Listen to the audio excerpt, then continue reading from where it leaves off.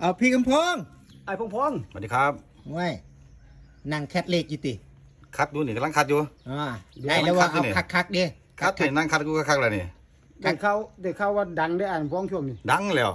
ปู่คำพอง เออ พี่กำพอง ปู่คำพอง เขาว่านี่ก็ เลขอีหยังก็ เลขผีสิง เลขผีสิงเนี่ยปู่คำพอง เลขผีสิงผูคำพองมันนะ เลขคำพอง ข่อย จริงๆเนี่ย ข่อยว่าท่านได้ตายข่อยว่าท่านได้ตายเอิ้นข่อยปูแล้ว ก็ ปูคำพองพันว่า อ่า ดังคัก ดัง ใน คัก มหันต์เพิ่นได้ เลขผี เพิ่นได้ สิง ได้227พุ่น เลขผีสิงเป็นไหน227 แม่นเลขผีสิงให้227 เป็นเลขของปู่ ปู คำพอง คำพองพันนะ บ่แม่น อันนี้กับคำพองกัน อันนี้ก็คำพองนี่ เอาก็เลยมาถามนี่แหละ เออ บอกเห็นเขาว่าได้เด็ดดอก เด็ดแล้วนี่งวดนี้เด็ดแล้ว ขอแน่ได้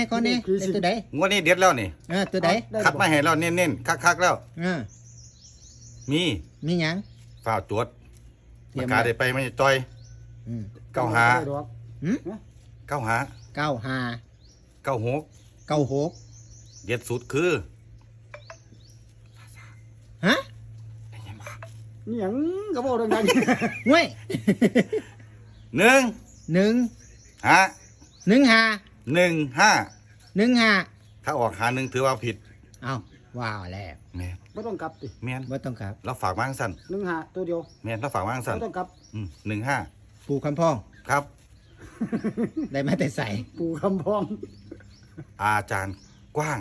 นาน โอ้นานไง มันคุ้นๆอยู่ ปูน ตัว ปูน เลข อิ่มวิมอยู่เนาะ คุ้นๆหูอ คุ ยู่ ณคุณหูอยู่ เราบอกว่า ถ้าซื้อหนึ่งหาบ่ต้องกลับ ถ้าออกหาหนึ่งถือว่าผิดแล้วว่า ถือว่าผิด เห็นอยู่ใสเห็นอยู่ในแผงใดเฝ้าดึงเฝ้าจับ